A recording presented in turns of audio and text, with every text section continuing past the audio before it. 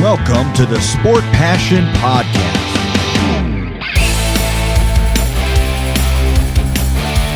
And here is your host, Lars Marendorf.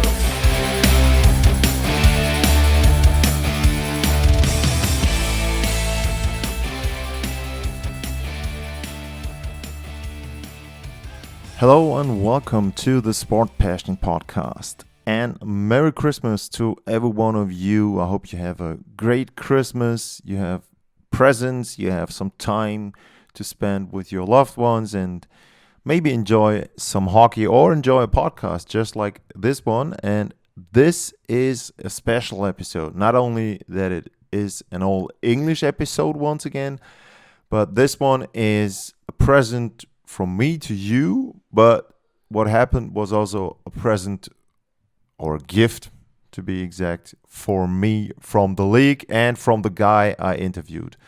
This is my interview with Phil Pritchard, who is the keeper of the cup.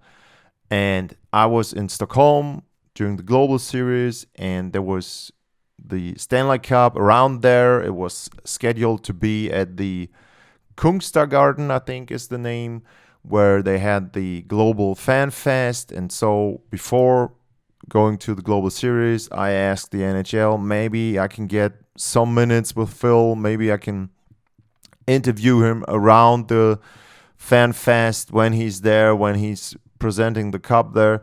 And then the NHL made a decision to have a coffee session for the European media, or international media to be exact, which was a great thing because not only did we get to meet Phil, which is a pleasure, but also we got to see the Stanley Cup. And I just want to describe the scene to you guys. I don't know if I'll talk about it in the interview as well, but there's a small room in a hotel and Phil arrives. Everyone recognizes Phil, and he has the box with the Stanley Cup in it. So he arrives, and there's just adults there, media, international media. And when Phil arrives, it goes quiet. Everyone is just nervous and excited, and just there's a hush, and I'm like, wow, let's see what's in the box. We all know what's in the box. We all know the Stanley Cup is in there, but it's just like the fascination, the sheer presence of this trophy is just amazing to me. And so Phil arrives, he's got the box, everyone gets quiet, he opens it, takes out the Stanley Cup, and there was a table right in the middle of that room, and there's a picture you'll see when you look at the show notes at the show, and Phil just puts the Stanley Cup in there, and the first reaction is there's no noise. No one is really saying something. It's just like, oh, no, that's the cup. And then everyone starts talking a little bit and going nearer to the Stanley Cup, and was just amazing scenery. But not only is the cup amazing, the guy that is the keeper of the cup, Phil, is such a kind person, such a nice person, such a positive person. It was pure fun for me to talk to him. And I was lucky. I was the first person who had the idea to do the interview. So I was scheduled to talk to him. And then, obviously, there was some other media around me. So they recognized, man, we can talk to Phil. We can get maybe some stories and maybe some stuff from him. There are some insights. And so after I was finished with him, someone else approached him and asked him. And he was so kind. He was, I don't know how long it was, about an hour and a half. And Phil went into the room right next to where the Stanley Cup was presented. He went in there. He did an interview. He came back. The next media person asked him, or the next group of media person asked him from a certain country. And they went into the room again, did an interview. And he spent, I would say, 1 to 1.5 hours just doing interviews. The cup was right next to it. We had some coffee. We had some cookies, fruits there. That was just such an amazing experience for me to see the cup, to meet Phil. He is just an amazing person, and I will talk about that in the interview. You can feel the positivity that is around the cup. Everyone is enjoying their time around the cup, the time with the cup, and I think you can feel something of that from Phil as well. And so I don't know if you'll listen to this. Thanks to him, thanks to the league, thanks to everyone who was involved in arranging this. And if you guys have just a small portion of the fun and the enjoyment I had around Phil and around the Cup and doing this interview, I think it's worth listening. So enjoy Phil Pritchard, the keeper of the Cup from Stockholm. Merry Christmas to every one of you. And if we don't hear each other again, Happy New Year. A great start in 2024.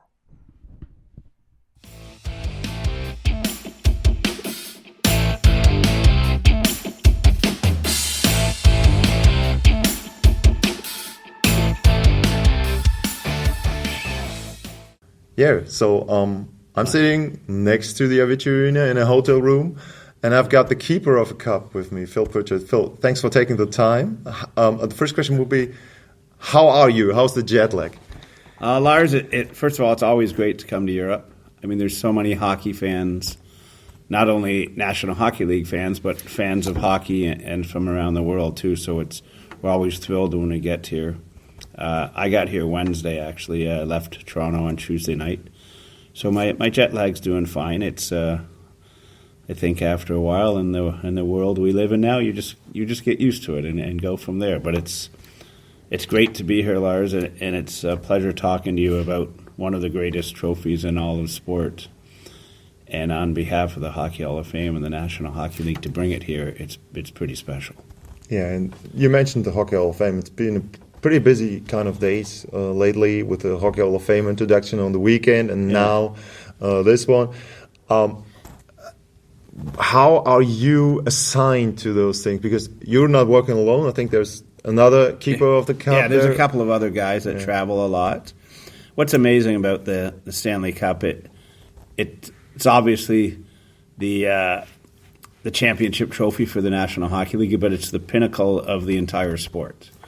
No matter where you are in the world, you ultimately want to play in the greatest league in the world, which is arguably the National Hockey League. And getting the opportunity to play in the NHL and making the playoffs and getting to the Stanley Cup final and hoping your team wins it and you get a chance to hoist the Stanley Cup, it's every hockey player's dream, I think.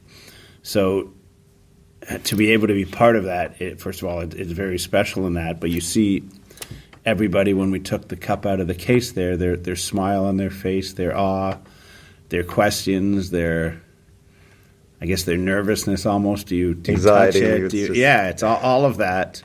But that's what makes it so special. And we at the Hockey Hall of Fame and the National Hockey League and the trustees of the cup have made it kind of as big as it should be. It's 130 years old. It's the oldest trophy in professional sport.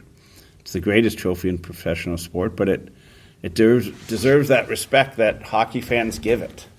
And I think that's what makes it that extra special. And if you ask guys like Nick Lidstrom or Thomas Holmstrom or other guys that are here how hard it was to win, but how special it was to bring it home and say thank you, that sums it all up. I mean, you talk about the other guy smiling. You're smiling as well, and you seem to be shining from the trophy. Something, I don't know if it rubs on you, but it seems to be. I mean, you must be someone you're seeing so many happy faces and so many happy people around. It's just, it feels like you got something of that into it as well. I guess, Lars, I mean, you wake up in the morning, you love what you do. Yeah. I wake up in the morning, I love what I do. I think it's a great thing when you get up in the morning and you love your job and love the people you work with and the events that you do. I work with a 90-centimeter Stanley Cup all the time, and it's great. It causes a lot of excitement and a lot of emotions in that, and it brings out, I think, the best in people, and you see the determination on the faces of the players that play for it. Not just the winners, but the people that lose as well. Yeah. I mean, they get so close, and it's become so emotional, and they're so attached to it. But to be able to present it in a form like this here in Stockholm for the Global Series, it's really special because not everybody here gets a chance to see it all the time. Although if you look at an NHL roster, usually every year when the Stanley Cup is won, there's a lot of Swedish people that have won the cup over the years. So we're usually coming to Sweden at least once a year for Stanley Cup celebrations and that. And to be in Stockholm now in November for 4 or 5 days with the fans, it's extra special. And for me as well, I actually asked Gary last year in Tampere. They had the Stanley Cup champion Avalanche with them, and then I asked him why didn't you bring the cup? So I'm thankful that this time it's not the Stanley Cup champion, but 4 teams and the cup. So that's just great. But you talk about the dreams by the players to win the cup. How did you get the dream job to be the keeper of the cup? How did you become the keeper of the cup? Well, I think first we go back to Tampere last year. I mean, the Stanley Cup's got a busy schedule, and if we can get it to events, we do our best to. It doesn't work all the time, but we are thrilled to bring it here this year. But I think for me, being the keeper of the cup, I would have much rather have played hockey and win the Stanley Cup. I probably, like everyone else, like we talked about earlier. That didn't work out, but to get out and hang out with the Stanley Cup daily, maybe it's second best. I'm not sure how people would look at it all the time. Again, I love what I do. I love being part of that, and I've been doing it since 1988. If you ask Diane, my wife, she would say I was in the wrong spot at the wrong time. Should have played hockey, but it seemed to have worked out and been in the right spot at the right time.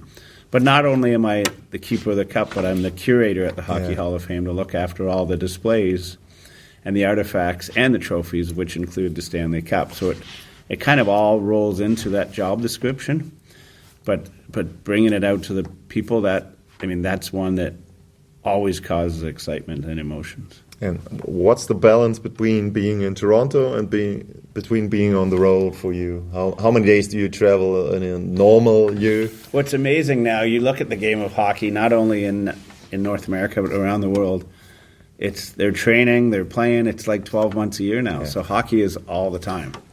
So there's a lot going on all the time. In the summer, the winning team gets the Stanley Cup for 100 days, so we're traveling all over the place then, and I mean, you count the amount of days I'm on the road, it's close to probably half the year. Yeah.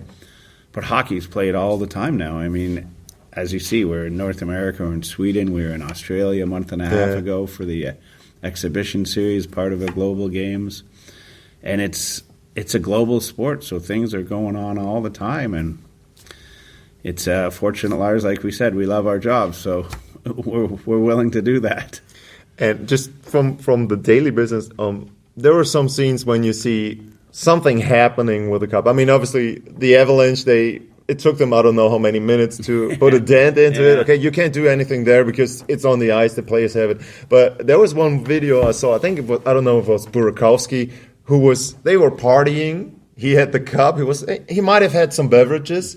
And then he fell down, I don't know, there was a stair. He disappeared in the video. Yeah. You come in from the right, you grab the cup, and you don't see the player anything else. Yeah. Is it for you you know that there are people around who take care of the player, but your responsibility, is it like you're the bodyguard of the cup? What is the responsibility there? Well, I mean, I use that example as well, and there was a lot of people around, so thankfully someone looked after the player and we looked after the trophy. Let's be real, the person is much more valuable than the player. If it was an individual event that there was just me and the player in the cup, we'd make sure the players looked after first, or the person, or whoever it might be. But I guess a bodyguard of the cup would be a fair statement in that. We want to make sure that it's looked after all the time. We want to make sure it's treated with respect. And it's 130 years old. I think, Lars, when you and I are 130, if we look that good, we'll be doing okay. Yeah, so I mean, you're taking care of it. We try. But it gathers so much respect from the players and the fans and everybody that we want to keep it looking as good as it can. So in things like that, when something does happen, and it's the rare occasion it does, and we try and make sure everything is safe around it and everything is secure. And you've traveled with the cup a lot. If you would name your, I would say, top 3 exotic places or destinations, what would you list there as places where the Cup has been, and you have been with the Cup? I knew it was once on the top of a mountain. I don't know if you were with it. I think it was a Russian player who brought it there. Well, a couple of ones that always stand out to me. When Washington won a few years ago, Philip Grubauer, one of the goalies, we went to the Bavarian Mountains there in his hometown. We were on the top of the mountain there. That was beautiful, looking over the mountains and seeing the countryside and that. And from a visual point, it was beautiful. From a player point, Philip got a chance to bring it to his homeland, and that's equally as important. A couple of years ago, before the Beijing Olympics, the NHL had exhibition games in Beijing, and we got a chance to take it on the Great Wall of China, and it was amazing to get a chance to get on that and to see. It still amazes me how they built the thing. Yeah. But just to be part of a wonder of the world is pretty amazing. But I think most of all for me, every year when Craig Campbell and I walk the Cup out on the red carpet and hand it to Commissioner Bettman, it's a new chapter in the story of the Stanley Cup. And that always stands out because you're getting ready for the summer and the excitement of a new team winning it, and you meeting the players and their family, and you hear about what they did to make it to the NHL and ultimately become a Stanley Cup champion. And that, to me, is what makes it really special. There have been a lot of food in the Cup. What was the greatest thing you tasted, probably from the Cup as well? Well, I'll be honest, I've never eaten out of the Cup. I honestly think it's for those people who win it to do that. If they serve it to me on the side, I will try it and that. But I remember Thomas Kopecky from the Detroit Red Wings when he had it back home in Slovakia. His mom made this special Slovakian kind of soup, and it was a homemade soup. And he was so proud, and she was so honored to be able to put it in there. And that one always stands out to me. I mean, there's been pierogies in it, and there's been cereal and spaghetti and that, but for the Kopecky family, his mom made it. He always ate it when he was a kid. That was extra special, and to see that, and the soup was really good. But that's the kind of thing that is very important to the players and their family, is they share it with their family. They re-encounter some great memories through the years, and they get to share it with, and nowadays with the social media world, with everybody, and everyone gets to see it. We're here in Stockholm. We're here with the Global Series. You're traveling a lot. What would be a place you would like to go with the Cup? And maybe if we're talking about the Global Series, where would you like to see the Global Series go if you had a choice and say, that would be a city, that would be great, I think, for hockey, for the market? Well, I think hockey's played in 96 countries around the world now. And as we talked about earlier, everybody wants to ultimately play in the National Hockey League.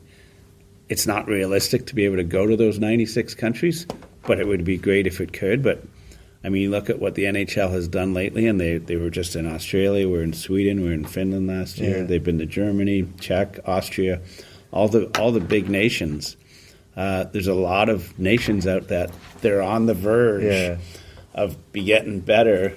And I think between the Players Association and the league and everyone to work towards that, like the Latvians, the Hungarians, the British, they're all getting better all the time. And any way we can support them in any way possible to make and all it does is make the game better. And ultimately, that's what we all want.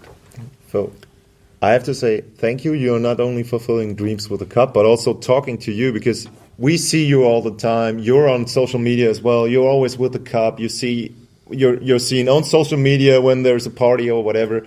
It's an honor, a pleasure to talk to you. Thanks for sharing some of the stories. And the one question I would have, when is your book going to be published? I mean, if there's one guy on this planet who could write a great hockey book with great stories, it would be you. Well, you know what? I'm very lucky to be in the position I'm in. I think the stories are the players' stories. I certainly will repeat them if they repeat them, but it's for their story to show. I'm like the fly on the wall, maybe, if you call it that. And the experiences I get it's great to be part of such a great game, and great to meet people like you and everybody that's part of it. Cool. Thanks a lot. No problem.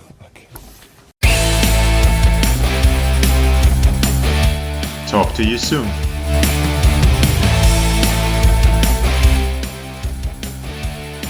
Thanks for listening. Bye, guys.